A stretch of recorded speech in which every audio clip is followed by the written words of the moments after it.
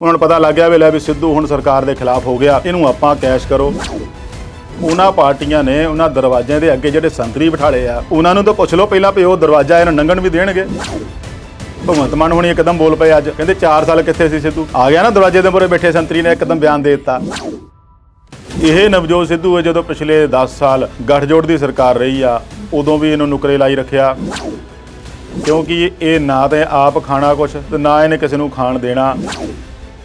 ਜੇ ਇਹ ਸਰਗਰਮ ਹੁੰਦਾ ਆ ਤਾਂ ਬਾਕੀ ਜਿੰਨੇ ਲੀਡਰ ਆ, ਅਫਸਰਸ਼ਾਹੀ ਆ, ਉਹਨਾਂ ਦੀਆਂ ਚੋਰ ਮੋਰੀਆਂ ਬੰਦ ਹੋ ਜਾਂਦੀਆਂ। ਜਿਹੜੀਆਂ ਗੱਲਾਂ ਦਾ ਉਹਨਾਂ ਨੇ ਖੁਲਾਸਾ ਕੀਤਾ ਵੀ ਪੰਜਾਬ ਨੂੰ ਗਹਿਣੇ ਧਰਿਆ ਜਾ ਰਿਹਾ ਹੈ, ਇਹ ਅੱਜ ਦਾ ਨਹੀਂ। ਜਿਹੜਾ ਕਰਜ਼ਾ ਪੰਜਾਬ ਸਿਰ 1996-97 ਚ 15,000 ਕਰੋੜ ਦੇ ਕਰੀਬ ਸੀ, ਉਹ ਹੁਣ ਵੱਧ ਕੇ ਘੱਟੋ ਘੱਟ 1.5-2 ਲੱਖ ਕਰੋੜ ਤੱਕ ਪਹੁੰਚ ਗਿਆ।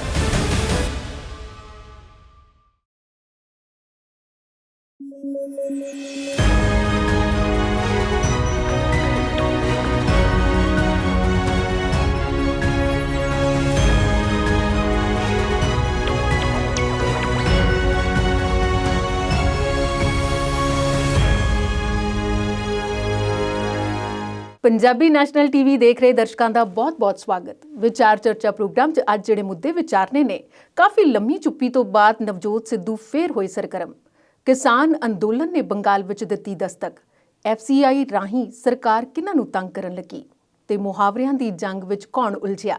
ਇਸ ਤੋਂ ਇਲਾਵਾ ਹੋਰ ਮੁੱਦੇ ਵੀ ਵਿਚਾਰਾਂਗੇ ਆਪਣੇ ਮਾਹਿਰ ਮਹਿਮਾਨ ਦੇ ਨਾਲ। ਸਾਡੇ ਨਾਲ ਸਟੂਡੀਓ 'ਚ ਮੌਜੂਦ ਨੇ ਅਵਤਾਰ ਸਿੰਘ ਸ਼ੇਰਗਿੱਲ ਜੀ। ਅਵਤਾਰ ਜੀ, ਤੁਹਾਡਾ ਬਹੁਤ-ਬਹੁਤ ਸਵਾਗਤ ਪ੍ਰੋਗਰਾਮ 'ਚ। ਧੰਨਵਾਦ ਜੀ। ਅੱਜ ਦੇ ਪਹਿਲੇ ਮੁੱਦੇ ਵੱਲ ਆਈਏ ਤੇ ਕਾਫੀ ਲੰਮੀ ਚੁੱਪੀ ਤੋਂ ਬਾਅਦ ਨਵਜੋਤ ਸਿੰਘ ਸਿੱਧੂ ਫੇਰ ਸਰਗਰਮ ਹੋ ਗਏ ਨੇ। ਕਿੱਥੇ ਜਾ ਕੇ ਉਹ ਗਰਮ ਹੋਏ ਤੇ ਕਿੱਥੋਂ ਸਰਗਰਮ ਹੋਏ, ਇਹਦੇ ਬਾਰੇ ਦੱਸ ਦਿਓ। ਬਿਲਕੁਲ ਤੁਹਾਡੀ ਗੱਲ ਸਹੀ ਆ ਪੇ 4 ਸਾਲ ਤੋਂ ਬਾਅਦ ਜੀ ਗਾਹੇ ਬਗਾਹੇ ਵਿੱਚ ਫਿਰ ਸਰਗਰਮ ਹੁੰਦੇ ਰਹੇ ਆ, ਪਰ ਹੁਣ ਇੱਕਦਮ ਸਰਗਰਮੀ ਫੜ ਲਈ ਆ। ਜਾਂ ਤਾਂ ਚੋਣਾਂ ਮੂਹਰੇ ਆ ਰਹੀਆਂ ਉਹਨੂੰ ਮੁੱਖ ਰੱਖ ਕੇ, ਤੇ ਜਾਂ ਫਿਰ ਹੁਣ ਆਪ ਦੀ ਹੋਂਦ ਦਰਸਾਉਣ ਨੂੰ ਉਹਨਾਂ ਨੇ ਇਹੋ ਜਿਹੀ ਸਰਗਰਮੀ ਫੜੀ ਆ ਪੇ ਸਰਕਾਰ ਵਿਰੋਧੀ ਧਿਰ ਦੇ ਨਾਲ ਆਪਣੀ ਪਾਰਟੀ ਔਰ ਸਰਕਾਰ ਨੂੰ ਹੀ ਆੜੇ ਹੱਥੀਂ ਲੈ ਲਿਆ ਜੀ। ਪਰ ਉਹਨਾਂ ਦੇ ਜਿਹੜੇ ਮੁੱਦੇ ਉਠਾਏ ਆ, ਗੱਲਾਂ ਦੱਸੀਆਂ ਆ, ਉਹ ਬੜੀਆਂ ਅਹਿਮ, ਗੰਭੀਰ ਤੇ ਚਿੰਤਾ ਵਾਲੀਆਂ ਆ, ਜਿਹਨੂੰ ਦੇਖ ਕੇ ਹਰ ਪੰਜਾਬੀ ਹਿਤੈਸ਼ੀ ਦੇ ਮਨ ਵਿੱਚ ਇੱਕ ਵਾਰੀ ਚਿੰਤਾ ਜ਼ਰੂਰ ਉੱਠੇਗੀ ਕਿ ਐਦਾਂ ਵੀ ਹੋ ਸਕਦਾ। ਜੀ ਜਿਹੜੀਆਂ ਗੱਲਾਂ ਦਾ ਉਹਨਾਂ ਨੇ ਖੁਲਾਸਾ ਕੀਤਾ ਵੀ ਪੰਜਾਬ ਨੂੰ ਗਹਿਣੇ ਧਰਿਆ ਜਾ ਰਿਹਾ ਹੈ, ਇਹ ਅੱਜ ਦਾ ਨਹੀਂ। ਪਿਛਲੇ 25 ਸਾਲਾਂ ਤੋਂ ਉਹਨਾਂ ਨੇ 1996-97 ਤੋਂ ਲੈ ਕੇ ਗੱਲ ਕੀਤੀ ਆ। ਜਦੋਂ ਵੀ ਸਰਕਾਰਾਂ ਹੋਣ ਵਾਲੀਆਂ ਨਾ ਹੋਣ, ਪਹਿਲੀਆਂ ਉਦੋਂ ਪਹਿਲੀਆਂ ਜਿੰਨੀਆਂ ਵੀ ਬਣੀਆਂ ਆ, ਉਹਨਾਂ ਨੇ ਪੰਜਾਬ ਨੂੰ ਐਸੇ ਤਰੀਕੇ ਨਾਲ ਗਹਿਣੇ ਧਰਿਆ ਪਏ ਗਾਹਾਂ ਤੇ ਗਾਹਾਂ ਉਹਦਾ ਕਰਜ਼ਾ ਵੱਧਦਾ ਹੀ ਗਿਆ। ਜਿਹੜਾ ਕਰਜ਼ਾ ਪੰਜਾਬ ਸਿਰ 1996-97 ਚ 15,000 ਕਰੋੜ ਦੇ ਕਰੀਬ ਸੀ, ਥੋੜਾ ਜਿਹਾ ਵੱਧ ਸੀ, ਉਹ ਹੁਣ ਵੱਧ ਕੇ ਘੱਟੋ ਘੱਟ 1.5-2 ਲੱਖ ਕਰੋੜ ਤੱਕ ਪਹੁੰਚ ਗਿਆ। ਮਤਲਬ ਕਹਿਣ ਦਾ ਆ ਪਏ ਉਹਨਾਂ ਨੇ ਸਾਫ਼ ਕਿਹਾ ਕਿ ਆਮਦਨ ਜਿਹੜੀ ਆ ਉਹਦੇ ਤੋਂ ਕਿਤੇ ਵੱਧ ਦੇਣਦਾਰੀਆਂ ਉਹ ਪੰਜਾਬ ਦੀਆਂ ਹੋ ਜਾਂਦੀਆਂ। ਮੌਜੂਦਾ ਵਿੱਤੀ ਸਾਲ ਦੀ ਗੱਲ ਕੀਤੀ ਤਾਂ ਉਹਨਾਂ ਨੇ ਕਿਹਾ ਪਏ ਆਮਦਨੀ ਜਿਹੜੀ ਆ ਪੰਜਾਬ ਸਰਕਾਰ ਦੀ ਉਹ 62,000 ਕਰੋੜ ਆ, ਲੇਕਿਨ ਦੇਣਦਾਰੀ ਜਿਹੜੀ ਆ ਉਹ 67,000 ਕਰੋੜ ਆ। 5,000 ਕਰੋੜ ਦਾ ਗੈਪ ਆ। ਇਹ ਆਪਣੇ ਆਪ 'ਚ ਬਹੁਤ ਵੱਡੀ ਚਿੰਤਾ ਦਾ ਵਿਸ਼ਾ ਆ ਕਿ ਇੰਨੀਆਂ ਦੇਣਦਾਰੀਆਂ ਪੰਜਾਬ ਸਰਕਾਰ ਨੇ ਕਿੱਥੋਂ ਪੂਰੀਆਂ ਕਰਨੀਆਂ। ਇਹਦਾ ਨਾਲ ਉਹਨਾਂ ਨੇ ਇਹਦਾ ਹੱਲ ਵੀ ਦੱਸਿਆ, ਔਰ ਉਹ ਪਹਿਲਾਂ ਵੀ ਇਸ ਤਰੀਕੇ ਨਾਲ ਹੱਲ ਦੱਸਦੇ ਰਹੇ ਆ। ਪਰ ਗੱਲ ਉੱਥੇ ਆਉਂਦੀ ਹੈ ਨਾ, ਜਿਹੜਾ ਸੱਚ ਬੋਲਦਾ, ਖਾਸ ਕਰਕੇ ਸਿਆਸਤ ਵਿੱਚ, ਉਹਦੀ ਵਿਚਾਰੇ ਦੀ ਸੁਣੀ ਨਹੀਂ ਜਾਂਦੀ। ਇਹ ਨਵਜੋਤ ਸਿੱਧੂ ਹੈ, ਜਦੋਂ ਪਿਛਲੇ 10 ਸਾਲ ਗੱਠਜੋੜ ਦੀ ਸਰਕਾਰ ਰਹੀ ਆ, ਉਦੋਂ ਵੀ ਇਹਨੂੰ ਨੁਕਰੇ ਲਾਈ ਰੱਖਿਆ, ਕਿਉਂਕਿ ਇਹ ਨਾ ਤਾਂ ਆਪ ਖਾਣਾ ਕੁਛ ਤੇ ਨਾ ਇਹਨੇ ਕਿਸੇ ਨੂੰ ਖਾਣ ਦੇਣਾ। ਜੇ ਇਹ ਸਰਗਰਮ ਹੁੰਦਾ ਆ ਤਾਂ ਬਾਕੀ ਜਿੰਨੇ ਲੀਡਰ ਆ, ਅਫਸਰਸ਼ਾਹੀ ਆ, ਉਹਨਾਂ ਦੀਆਂ ਚੋਰ ਮੋਰੀਆਂ ਬੰਦ ਹੋ ਜਾਂਦੀਆਂ। ਉਹਨਾਂ ਦਾ ਜਿਹੜਾ ਖਾਣਾ ਪੀਣਾ ਆ, ਕਹਿਣ ਤੋਂ ਭਾਵ ਆ ਪਏ ਭ੍ਰਿਸ਼ਟਾਚਾਰ ਨੂੰ ਕਾਫੀ ਹੱਦ ਤੱਕ ਨੱਥ ਪਾਉਣ ਦੀ ਕੋਸ਼ਿਸ਼ ਜੇ ਕਿਸੇ ਨੇ ਕੀਤੀ ਆ ਤੇ ਉਹ ਨਵਜੋਤ ਸਿੰਘ ਸਿੱਧੂ ਵਰਗੇ ਜਿਹੜੇ ਆਗੂ ਆ ਉਹੀ ਕਰ ਸਕਦੇ ਆ। ਪਰ ਉਹਨਾਂ ਦਾ ਇਹੋ ਜਿਹੇ ਮਾਹੌਲ ਦੇ ਵਿੱਚ, ਭ੍ਰਿਸ਼ਟਾਚਾਰੀ ਸਿਸਟਮ ਦੇ ਵਿੱਚ, ਭ੍ਰਿਸ਼ਟਾਚਾਰ ਵਾਲੇ ਸਾਰੇ ਜਿਹੜਾ ਆਗੂ ਜਿੰਨੇ ਵੀ ਹੈ, ਜ਼ਿਆਦਾਤਰ ਆਪਾਂ ਬਹੁਤਿਆਂ ਨੂੰ ਨਾ ਵੀ ਕਹੀਏ ਤਾਂ ਫਿਰ ਵੀ ਮੈਕਸੀਮਮ ਹੈਗੇ ਹੀ ਆ। ਜਿੰਨਾ ਮਰਜ਼ੀ ਜ਼ੋਰ ਸੈਂਟਰ ਸਰਕਾਰ, ਮੋਦੀ ਸਰਕਾਰ ਨੇ 2014 ਚ ਲਾਇਆ ਸੀ ਕਿ ਮੈਂ ਭ੍ਰਿਸ਼ਟਾਚਾਰ ਮੁਕਤ ਕਰ ਦੂੰਗਾ ਭਾਰਤ, ਪਰ ਹਾਲੇ ਤੱਕ ਉਹ ਵੀ ਨਹੀਂ ਹੋਇਆ। 6-7 ਸਾਲ ਹੋ ਗਏ ਆ। ਤੇ ਜਦੋਂ ਇਹੋ ਜਿਹੇ ਆਗੂ ਜਦੋਂ ਕਿਤੇ ਗੱਲ ਉਠਾਉਂਦੇ ਆ ਤਾਂ ਫਿਰ ਅਗਲੇ ਕਹਿੰਦੇ ਲੈ ਤੂੰ ਬਾਹਲਾ ਹੀ ਸਿਆਣਾ, ਤੈਨੂੰ ਬਾਹਲਾ ਪਤਾ, ਪੰਜਾਬ ਦਾ ਫਿਕਰ ਬਾਹਲਾ ਹੀ ਆ। ਤੇ ਇਹੋ ਜਿਹੇ ਬੰਦੇ ਜਦੋਂ ਉੱਠਦੇ ਆ ਤੇ ਫਿਰ ਉਹਨਾਂ ਨੂੰ ਲੱਗਦਾ ਵੀ ਲੈ ਵੀ ਹੁਣ ਚੋਣਾਂ ਆ ਰਹੀਆਂ, ਹੁਣ ਇਹ ਕਿਸੇ ਹੋਰ ਪਾਰਟੀ 'ਚ ਉਡਾਰੀ ਮਾਰਨ ਦੀ ਤਿਆਰੀ ਆ, ਤਾਂ ਕਰਕੇ ਇਹੋ ਜਿਹੇ ਮੁੱਦੇ ਉਠਾਲ ਰਿਹਾ। ਮੁੱਦੇ ਤਾਂ ਭਾਈ ਪਹਿਲਾਂ ਵੀ ਉਠਾਲ ਰਿਹਾ ਸੀ, ਜਦੋਂ ਉਹ ਮੰਤਰੀ ਸੀਗਾ, ਲੋਕਲ ਬਾਡੀਜ਼ ਮੰਤਰੀ ਸੀ, ਉਹਨੇ ਕਈ ਮੁੱਦੇ ਇਹੋ ਜਿਹੇ ਉਠਾਏ ਸੀ ਵੀ ਆਮਦਨੀ ਕਿਵੇਂ ਦੁੱਗਣੀ ਕੀਤੀ ਜਾਈ। ਉਹਨੂੰ ਸਰਕਾਰ ਵੱਲੋਂ ਤੇਲੰਗਾਨਾ ਵਰਗੇ ਸਟੇਟ 'ਚ ਭੇਜਿਆ ਗਿਆ ਸੀ, ਜਿੱਥੋਂ ਉਹ ਲਿਆ ਕੇ ਉਹਨੇ ਰਿਪੋਰਟ ਵੀ ਦਿੱਤੀ ਵੀ ਐਕਸਾਈਜ਼ ਪਾਲਿਸੀ ਜਿਹੜੀ ਬਣਨੀ ਆ ਉਹ ਇਸ ਤਰੀਕੇ ਨਾਲ ਬਣੇ ਬਈ ਪੰਜਾਬ ਦੇ ਵਿੱਚ ਪਿਆਕੜਾਂ ਦੀ ਇੰਨੀ ਕੁ ਗਿਣਤੀ ਆ, ਸ਼ਰਾਬ ਦੀ ਇੰਨੀ ਕੰਜ਼ੰਪਸ਼ਨ ਆ, ਉਹਦੇ ਹਿਸਾਬ ਨਾਲ ਪੰਜਾਬ ਦੀ ਸ਼ਰਾਬ ਦੀ ਜਿਹੜੀ ਆਮਦਨ ਆ ਹੁੰਦੀ ਨਹੀਂ ਉਨੀ। ਉਹਨਾਂ ਤੋਂ ਇਹ ਸਹੀ ਭਾਵ ਸੀਗਾ ਵੀ ਇਹ ਨਿੱਜੀ ਹੱਥਾਂ 'ਚ ਜਾ ਰਹੀ ਆ, ਜਦਕਿ ਆਉਣੀ ਸਾਰੀ ਸਰਕਾਰ ਨੂੰ ਚਾਹੀਦੀ ਆ। ਤੇਲੰਗਾਨਾ ਦੇ ਵਿੱਚ ਪਿਆਕੜਾਂ ਦੀ ਗਿਣਤੀ ਵੀ ਘੱਟ ਆ, ਘੱਟ ਸ਼ਰਾਬ ਪੀਂਦੇ ਆ, ਕੰਜ਼ੰਪਸ਼ਨ ਬਹੁਤ ਘੱਟ ਆ, ਫਿਰ ਵੀ ਉਹਨਾਂ ਦੀ ਆਮਦਨ ਜਿਹੜੀ ਆ ਉਹ 32-33 ਹਜ਼ਾਰ ਕਰੋੜ ਹੋ ਜਾਂਦੀ ਆ। ਤੇ ਸਾਡੀ ਜਿਹੜੀ 33 ਹਜ਼ਾਰ ਕਰੋੜ ਸਾਰੇ ਟੈਕਸ ਮਿਲਾ ਕੇ ਹੁੰਦੀ ਆ, ਜਿਹਦੇ ਵਿੱਚ ਐਕਸਾਈਜ਼ ਵੀ ਲਾ ਲਓ, ਟੋਲ ਵੀ ਲਾ ਲਓ, ਵੈਟ ਵੀ ਲਾ ਲਓ, ਜਿੰਨੇ ਟੈਕਸ ਲਾਏ ਉਹ ਸਾਰੇ ਮਿਲਾ ਕੇ 33 ਹਜ਼ਾਰ ਕਰੋੜ। ਤੇ ਇਹ ਨਕੂਲਾ ਕਿੱਥੇ ਆ? ਇਹ ਲਕੂਲਾ ਜਿਹੜਾ ਇਹ ਕੱਢਣਾ ਚਾਹੀਦਾ। ਇਸੇ ਕਰਕੇ ਉਹਨਾਂ ਨੇ ਐਕਸਾਈਜ਼ ਪਾਲਿਸੀ ਦੀ ਰਿਪੋਰਟ ਜਦੋਂ ਬਣ ਗਈ ਸੀਗੀ ਉਹਦੇ ਤੇ ਇਤਰਾਜ਼ ਪ੍ਰਗਟਾਇਆ ਸੀਗਾ। ਬਾਕੀ ਮੰਤਰੀਆਂ ਨੇ ਉਠਾਤਾ ਸੀ ਵੀ ਇਹ ਬਾਹਲਾ ਸਿਆਣਾ ਨਹੀਂ ਹੈਗਾ, ਅਸੀਂ ਵੀ ਪੁਰਾਣੇ ਖਿਡਾਰੀ ਆ, ਸਿਆਸਤਦਾਨ ਕਰਦੇ ਆ, ਸਾਨੂੰ ਵੀ ਕੰਮ ਕਰਨਾ ਆਉਂਦਾ। ਉਦੋਂ ਇਹਨੂੰ ਚੱਕ ਕੇ ਨੁਕਰੇ ਲਾਤਾ। ਹੁਣ ਜਦੋਂ ਦੁਬਾਰਾ ਉਹਨਾਂ ਨੇ ਇਹ ਗੱਲ ਛੇੜੀ ਆ ਤੇ ਫਿਰ ਸਿਆਸੀ ਆਗੂਆਂ ਦੇ ਮਨ ਵਿੱਚ ਆਈ ਹੋਣੀ ਪਹਿਲਾਂ ਵੀ ਇਹ ਤਾਂ ਬੰਦਾ ਫਿਰ ਮੁਰੇ ਆ ਗਿਆ। ਸਥਾਨਕ ਬਾਡੀਜ਼ ਦੇ ਜਿਹੜੇ ਮੰਤਰੀ ਸੀਗੇ ਉਦੋਂ ਵੀ ਉਹਨਾਂ ਨੇ ਨਗਰ ਨਿਗਮਾਂ ਦੇ ਵਿੱਚ ਬਹੁਤ ਹੱਦ ਤੱਕ ਉਹਨੇ ਭ੍ਰਿਸ਼ਟਾਚਾਰ ਨੂੰ ਨਖੇਲ ਪਾ ਲਈ ਸੀਗੀ, ਔਰ ਉੱਥੋਂ ਦੇ ਅਫਸਰ ਜਿਹੜੇ ਆ ਉਹ ਡਰਨ ਲੱਗ ਪਏ ਸੀਗੇ ਵੀ ਪਤਾ ਨਹੀਂ ਕਿਹੜੇ ਵੇਲੇ ਸਿੱਧੂ ਸਾਹਿਬ ਨੇ ਦਸਤਕ ਦੇ ਦੇਣੀ ਆ। ਤੇ ਸਿੱਧੂ ਸਾਹਿਬ ਦੀ ਇਹ ਖਾਸੀਅਤ ਆ, ਇਹਨਾਂ ਨੂੰ ਪਤਾ ਕਿ ਕਿਹੜੀ ਬਾਲ ਤੇ ਛੱਕਾ ਕਦੋਂ ਮਾਰਨਾ ਤੇ ਕਿਹੜੀ ਬਾਲ ਤੇ ਚੌਕਾ ਕਦੋਂ ਮਾਰਨਾ ਤੇ ਕਿਹੜੀ ਬਾਲ ਨੂੰ ਡਿਫੈਂਡ ਕਰਨਾ ਤੇ ਆਊਟ ਹੋਣੋਂ ਬਚਣਾ। ਉਹ ਸਮੇਂ-ਸਮੇਂ ਤੇ ਉਹਨਾਂ ਨੂੰ ਪਤਾ ਹੁੰਦਾ ਵੀ ਹੁਣ ਆਹ ਮੌਕਾ ਆ, ਹੁਣ ਆ ਚੱਕਦਾ ਜਾਵੇ ਤਾਂ ਹੁਣ ਸਿੱਧੀ ਬਾਲ ਛੱਕਾ ਜਾਊਗੀ, ਜੇ ਆ ਚੱਕਦਾ ਜਾਵੇ ਤਾਂ ਆਪਣਾ ਡਿਫੈਂਡ ਹੋ ਜਾਊਗਾ। ਉਹ ਮੌਕਾ ਇਹ ਸਹੀ ਚੁਣਿਆ ਵੀ ਆ, ਪਰ ਹੁਣ ਜੇ ਹੁਣ ਨਹੀਂ ਨਿਕਲਦੇ ਉਹ ਵੀ ਬਹੁਤ ਦੇਰ ਹੋ ਜਾਣੀ ਸੀਗੀ।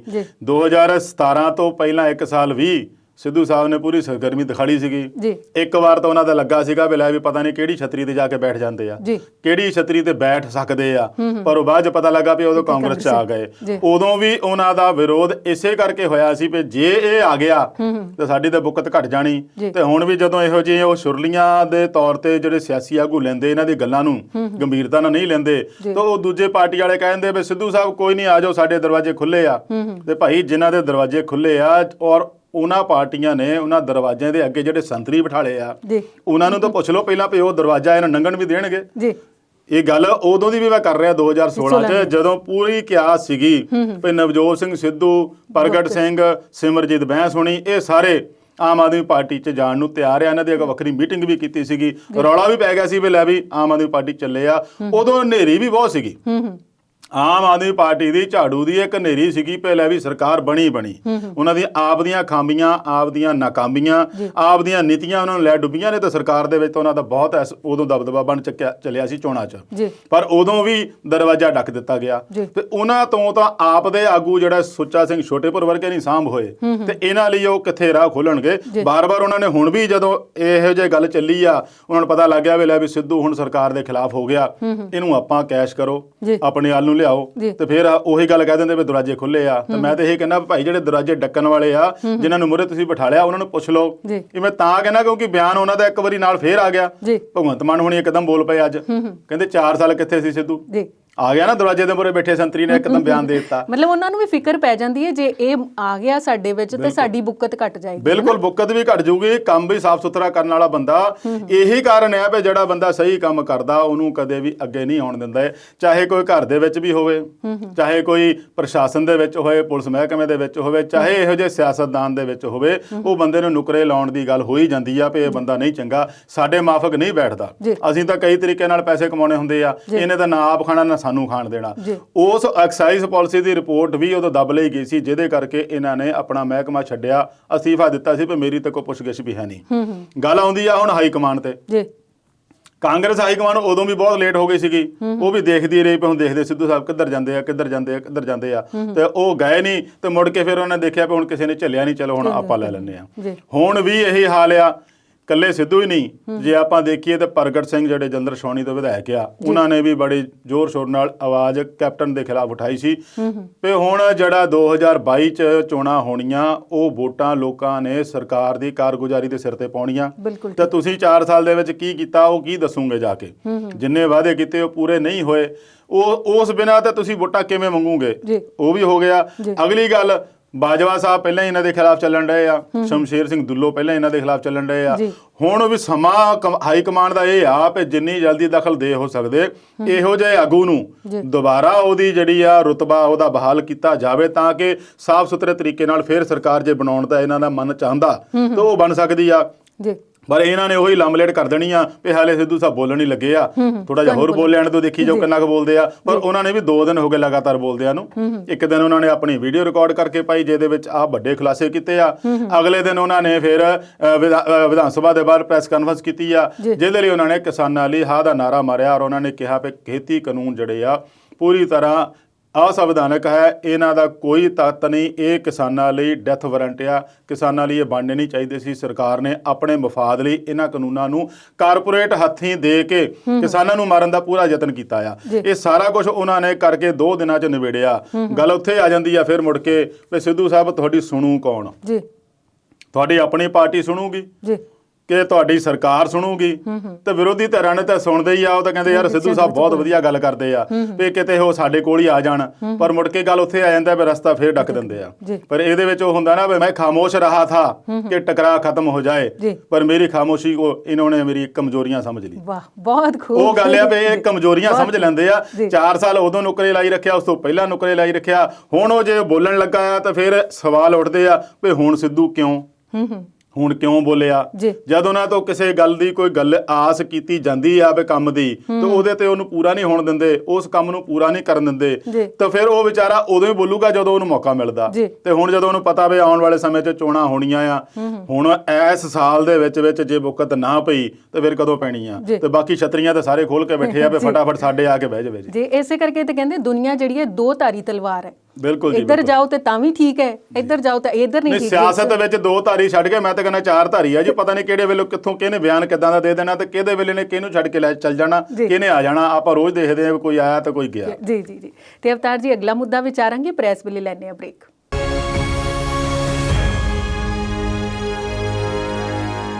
ਬ੍ਰੇਕ ਤੋਂ ਬਾਅਦ ਵਿਚਾਰ ਚਰਚਾ ਪ੍ਰੋਗਰਾਮ 'ਚ ਫਿਰ ਤੋਂ ਸਵਾਗਤ ਕਰਦੇ ਹਾਂ। ਸ਼ੇਰਗਿੱਲ ਜੀ, ਅਗਲੇ ਮੁੱਦੇ ਵੱਲ ਆਈਏ। ਸਿੱਧੂ ਦੀ ਤੁਸੀਂ ਗੱਲ ਕਰ ਦਿੱਤੀ, ਉਹਨਾਂ ਨੇ ਬੜੇ ਸੋਹਣੇ ਤੇ ਵਿਸਥਾਰ ਨਾਲ ਮੁੱਦਾ ਉਛਾਲੇ ਨੇ, ਤੇ ਸਰਕਾਰ ਵੀ ਕੁਝ ਜਵਾਬ ਦੇਣ ਦੇ ਰੌਂਹ 'ਚ ਜਾਪਦੀ ਹੈ ਤੁਹਾਨੂੰ? ਦੇਖੋ, ਸਿੱਧੂ ਨੇ ਤਾਂ ਪੰਜਾਬ ਸਰਕਾਰ ਦੀ ਬਿਹਤਰੀ ਲਈ, ਪੰਜਾਬ ਸਰਕਾਰ ਦੀ ਆਮਦਨ ਵਧਾਉਣ ਲਈ ਕਈ ਫਾਰਮੂਲੇ ਸੁਝਾਏ ਆ, ਕਈ ਤਰੀਕੇ ਦੱਸੇ ਆ। ਇਹ ਉਹੀ ਬੰਦਾ ਦੱਸ ਸਕਦਾ ਜਿਹਨੂੰ ਪੰਜਾਬ ਦੀ ਫਿਕਰਮੰਦੀ ਹੋਵੇ, ਪੰਜਾਬ ਦੀ ਚਿੰਤਾ ਹੋਵੇ। ਆਮ ਬੰਦੇ, ਆਮ ਸਿਆਸਤਦਾਨ, ਆਮ ਮੰਤਰੀ, ਪਤਾ ਉਹਨਾਂ ਨੂੰ ਵੀ ਸਾਰਾ ਹੁੰਦਾ, ਇਹ ਨਹੀਂ ਵੀ ਨਹੀਂ ਪਤਾ ਹੁੰਦਾ। ਮੰਤਰੀ ਜਿੰਨੇ ਅੰਦਰ ਆ ਸਾਰਿਆਂ ਨੂੰ ਪਤਾ ਹੁੰਦਾ ਵੀ ਕੀ ਚੱਲ ਰਿਹਾ ਤੇ ਕੀ ਨਹੀਂ ਚੱਲ ਰਿਹਾ, ਚਾਹੇ ਉਹ ਵਿਰੋਧੀ ਧਿਰ ਦੇ ਵਿੱਚ ਆ, ਚਾਹੇ ਸੱਤਾ 'ਚ ਆ। ਪਰ ਇੱਛਾ ਸ਼ਕਤੀ ਔਰ ਨੀਅਤ ਦੀ ਘਾਟ ਹੁੰਦੀ ਆ ਵੀ ਉਹ ਕਹਿੰਦੇ ਹਊ ਪਰੇ ਕਰਕੇ ਛੱਡ ਦਿੰਦੇ ਆ ਵੀ ਕੋਈ ਨਹੀਂ, ਦੇਖੀ ਜਾਊ ਅਗਲੀ ਵਾਰ ਸਹੀ।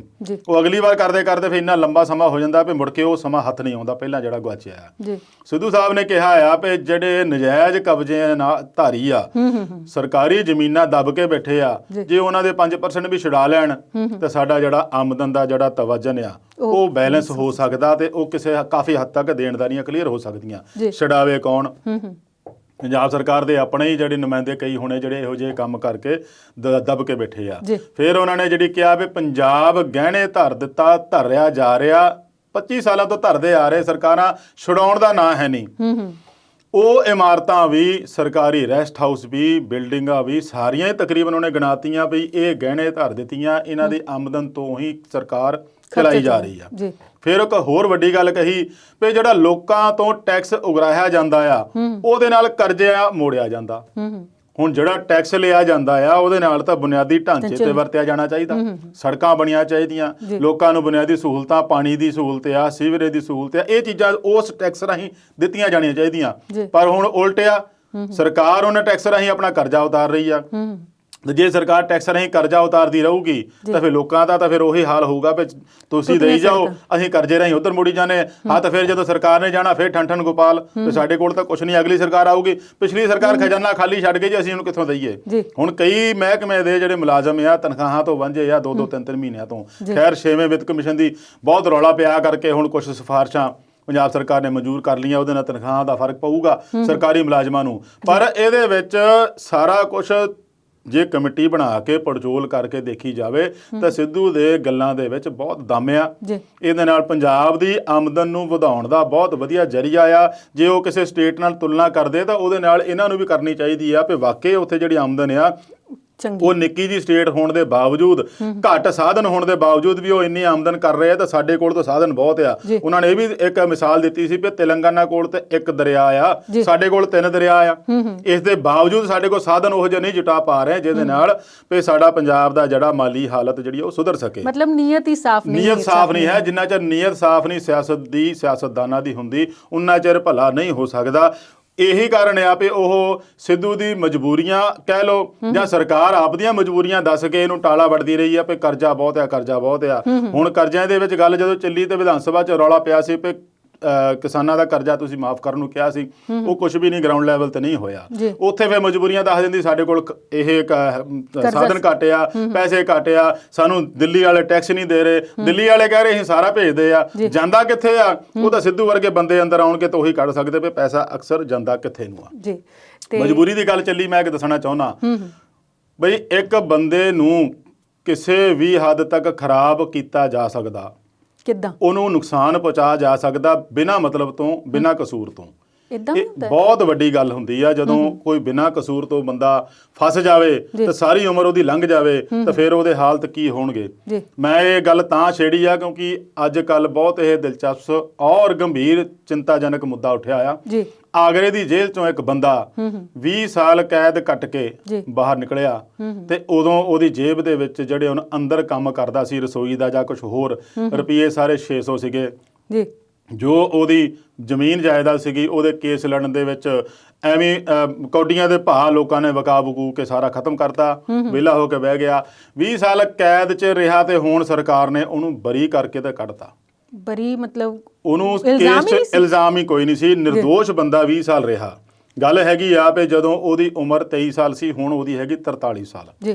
23 ਸਾਲ ਦੀ ਉਮਰ ਦੇ ਵਿੱਚ ਬਿਹਾਰ ਦਾ ਰਹਿਣ ਵਾਲਾ ਮਿਦਨਾਪੁਰ ਦਾ, ਤੇ ਉਹਨੂੰ ਉੱਥੇ ਇੱਕ ਜਬਰ ਜਨਾਹ ਕੇਸ ਤੇ ਔਰ ਇੱਕ ਹਮਲੇ ਕਰਨ ਦੇ ਕੇਸ ਦੇ ਵਿੱਚ ਸਜ਼ਾ ਹੋ ਗਈ। ਇੱਕ ਕੇਸ 'ਚ 10 ਸਾਲ, ਇੱਕ ਕੇਸ 'ਚ ਉਮਰ ਕੈਦ। ਹੁਣ ਜਿਹੜੇ ਪਿਛਲੇ ਸਮੇਂ ਦੇ ਵਿੱਚ ਅਦਾਲਤਾਂ ਉਮਰ ਕੈਦ ਸੁਣਾਉਂਦੀਆਂ ਸੀ ਤੇ ਉਹ ਕੁੱਲ ਮਿਲਾ ਕੇ ਦਿਨ ਰਾਤ ਰਲਾ ਕੇ 14 ਸਾਲ ਦੇ ਕਰੀਬ ਬਣਦੀ ਸੀਗੀ। ਤੇ ਜੇ ਉਹਨਾਂ ਦੇ ਵਿੱਚ ਕਿਸੇ ਦਾ ਆਚਰਣ ਕੈਦੀ ਦਾ ਚੰਗਾ ਹੋਵੇ ਤਾਂ ਜਦੋਂ 15 ਅਗਸਤ ਵਾਲੇ ਦਿਨ ਜਾਂ 26 ਜਨਵਰੀ ਨੂੰ ਸਰਕਾਰਾਂ ਉਹ ਥੋੜ੍ਹੀਆਂ ਜਿਹਾ ਘਟਾ ਦਿੰਦੀਆਂ, ਉਹਦੀ ਸਜ਼ਾ ਘਟ ਜਾਂਦੀ ਆ। ਨਹੀਂ ਤਾਂ ਫਿਰ 14 ਸਾਲ ਤੱਕ ਤੋਂ ਬਾਅਦ ਉਹ ਬੰਦਾ ਰਿਹਾ ਕਰਨਾ ਪੈਂਦਾ। 14 ਸਾਲ ਤੋਂ ਵੱਧ ਉਮਰ ਕੈਦ ਵੀ ਲੰਘ ਗਈ, ਫਿਰ ਵੀ 20 ਸਾਲ ਤੱਕ ਬੰਦਾ ਜੇਲ੍ਹ 'ਚ ਰਿਹਾ। ਤੁਸੀਂ ਦੇਖ ਲਓ ਵੀ ਇੱਕ ਬੰਦੇ ਦੀ ਜ਼ਿੰਦਗੀ ਨੂੰ ਇਹੋ ਜਿਹਾ ਦੋਸ਼ ਜੜਾ ਆ ਬਿਨਾਂ ਕਸੂਰੋਂ ਕਿਸ ਹੱਦ ਤੱਕ ਖਰਾਬ ਕਰਤਾ ਵੀ ਉਹ ਬੰਦਾ ਸਾਰੀ ਉਮਰ ਜ਼ਿੰਦਗੀ ਤੋਂ ਹੱਥ ਧੋ ਬੈਠਾ। ਇਹਦੇ ਨਾਲੋਂ ਫਿਰ ਨਿਕਲ ਕੇ ਬਾਹਰ ਉਹ ਇਹੀ ਸੋਚਦਾ ਹੋਣਾ ਵੀ ਮੈਂ ਯਾਰ ਜੇਲ੍ਹ 'ਚ ਹੀ ਚੰਗਾ ਸੀਗਾ।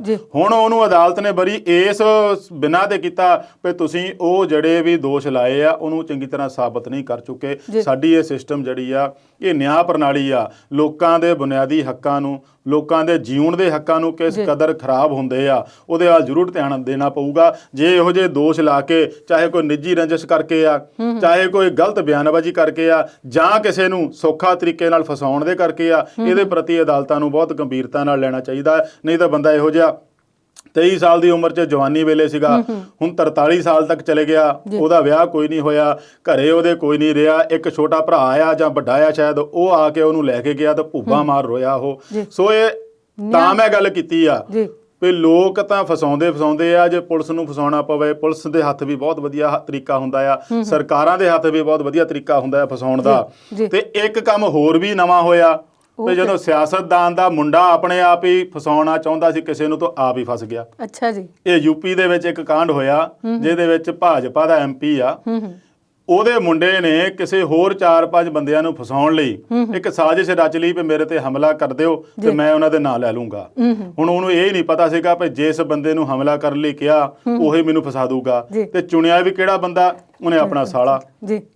ਹੁਣ ਸਾਲੇ ਤੋਂ ਜੀਜੇ ਨੇ ਗੋਲੀ ਮਰਵਾ ਲਈ ਆਪਣੇ ਉੱਤੇ ਤੇ ਰੌਲਾ ਪਾਤਾ ਵੀ ਮੇਰੇ ਤੇ ਹਮਲਾ ਹੋ ਗਿਆ ਤੇ ਐਮਪੀ ਸਾਹਿਬ ਵੀ ਫਟਾਫਟ ਉਹਨਾਂ ਦੇ ਹਸਪੀਟਲ ਚਲੇ ਗਏ ਵੀ ਮੇਰੇ ਮੁੰਡੇ ਨੂੰ ਮਾਰਨ ਲੱਗੇ ਸੀਗੇ, ਬਚਾਅ ਹੋ ਗਿਆ, ਖੈਰ ਉਹਦੇ ਲੱਗੀ ਕੋਈ ਨਹੀਂ। ਪਰ ਜਦੋਂ ਫਿਰ ਉਹਦਾ ਸਾਲਾ ਅੜੀਕੇ ਆਇਆ ਤੇ ਉਹਨੇ ਫਟਾਫਟ ਖੋਲ ਕੇ ਰਾਜ ਕਰਤਾ ਵੀ ਮੇਰੇ ਜੀਜੇ ਨੇ ਮੇਰੇ ਤੋਂ ਹੀ ਗੋਲੀ ਚਲਵਾਈ ਸੀਗੀ। ਹੁਣ ਉਹ ਸਾਲੇ ਦਾ ਕੀ ਹਸ਼ਰ ਹੋਣਾ ਉਹ ਤਾਂ ਬਾਅਦ ਦੀ ਗੱਲ ਆ, ਉਹਦੇ ਤੇ ਕੇਸ ਚੱਲੂਗਾ, ਹਥਿਆਰ ਦਾ, ਹਮਲੇ ਦਾ, ਜੋ ਮਰਜੀ। ਪਰ ਇੱਕ ਦੇਖੋ ਕਿਸੇ ਨੂੰ ਫਸਾਉਣ ਦਾ ਕਿੰਨਾ ਸੌਖਾ ਤਰੀਕਾ ਆ ਵੀ ਆਪਣੇ ਆਪ ਹੀ ਇੱਕ ਸਾਜ਼ਿਸ਼ ਰਚ ਲਓ, ਚੱਕਰ ਵੀ ਬਣਾ ਲਿਓ ਤੇ ਜਿਹੜੇ ਬੰਦੇ ਨਜਾਇਜ਼ ਇਹਨੂੰ ਫਸਾਉਣੇ ਸੀ, ਜੇ ਵਾਕਿਆ ਹੀ ਪੁਲਿਸ ਨਾ ਇਧਰ ਧਿਆਨ ਦਿੰਦੀ ਉਹ ਬੰਦੇ ਫਸ ਜਾਂਦੇ ਤਾਂ ਫਿਰ ਉਸੇ ਵਾਲਾ ਹਾਲ ਹੋਣਾ ਸੀ ਜੋ 20 ਸਾਲ ਵਿਚਾਰਾ ਅੰਦਰ ਰਹਿ ਕੇ ਬਾਹਰ ਆਇਆ ਸੀ। ਇਹ ਸਾਡੇ ਦੇਸ਼ ਦੀ ਨਿਆਂ ਪ੍ਰਣਾਲੀ ਦੀ ਤਰਾਸਦੀ ਕਹਿ ਸਕਦੇ ਆਪਾਂ। ਜੀ ਬਸ ਲੰਬਾ ਸਮਾਂ ਇੱਕ ਤਾਂ ਕੇਸ ਚੱਲ ਜਾਂਦੇ ਆ, ਦੂਜਾ ਇਹਦੇ ਵਿੱਚ ਜਾਂਚ ਕਰਨ ਤੋਂ ਬਾਅਦ ਪੂਰੀ ਤਰ੍ਹਾਂ ਪੁਖਤਾ ਪ੍ਰਮਾਣ ਲੈ ਕੇ ਇਹਦੇ ਲਈ ਕੀਤਾ ਜਾਵੇ ਕੇਸ ਦਾ ਕੋਈ ਸਜ਼ਾ ਦਾ, ਤਾਂ ਫੇਰ ਵਧੀਆ ਰਹੂਗਾ। ਨਹੀਂ ਤਾਂ ਫਿਰ ਇਹੋ ਜਿਹੇ ਨਿਰਦੋਸ਼ ਜਿਹੜੇ ਆ ਫਿਰ ਉਹ ਆਪਣੇ ਅੰਦਰਲੀ ਜ਼ਿੰਦਗੀ ਔਰ ਬਾਹਰਲੀ ਜ਼ਿੰਦਗੀ ਦੋਹਾਂ ਦੇ ਵਿੱਚ ਉਹ ਬੈਲੈਂਸ ਨਹੀਂ ਕਰ ਪਾਉਂਦੇ ਵੀ ਹੁਣ ਅਸੀਂ ਅੰਦਰ ਰਹਿਣਾ ਚੰਗਾ ਸੀ ਕਿ ਬਾਹਰ ਆਏ ਚੰਗਾ ਆ। ਜੀ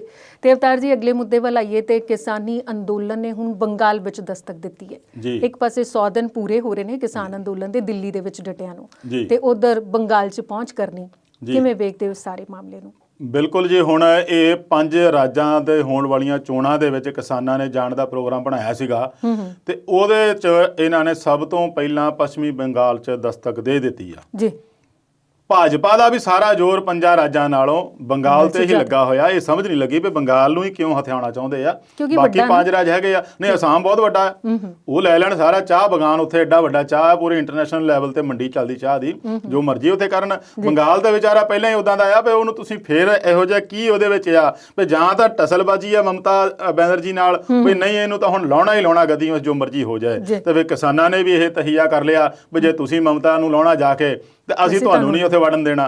ਤੇ ਸੋ ਉਹਨਾਂ ਨੇ ਹੈ ਤਾਂ ਵੱਡੀ ਰੈਲੀ ਜਿਹੜੀ 12 ਤਰੀਕ ਨੂੰ ਕਰਨੀ ਆ, ਜਿਹਦੇ ਵਿੱਚ ਉਹਨਾਂ ਦਾ ਸਾਰੇ ਆਗੂ ਜਾਣਗੇ, ਕਿਸਾਨ ਆਗੂ ਜਿਹੜੇ ਸੰਯੁਕਤ ਮੋਰਚੇ ਦੇ ਦਿੱਲੀਓਂ ਆ। ਵੈਸੇ ਉਹਨਾਂ ਨੇ ਉੱਥੇ ਇੱਕ ਲੇਖਕਾਂ, ਕਵੀਆਂ, ਬੁੱਧੀਜੀਵੀਆਂ ਨੂੰ ਰਲਾ ਕੇ ਇੱਕ ਕਲਕੱਤੇ ਦੇ ਵਿੱਚ ਰੱਖੀ ਦਾ ਮੀਟਿੰਗ ਸੀ, ਪਰ ਉਹ ਵੱਡੀ ਰੈਲੀ ਦੀ ਇੱਕ ਕਾਨਫਰੰਸ ਦਾ ਰੂਪ ਧਾਰ ਗਈ, ਜਿਹਦੇ ਵਿੱਚ ਬਹੁਤ ਵੱਡੀ ਗਿਣਤੀ 'ਚ ਲੋਕ ਪਹੁੰਚੇ ਸੀਗੇ।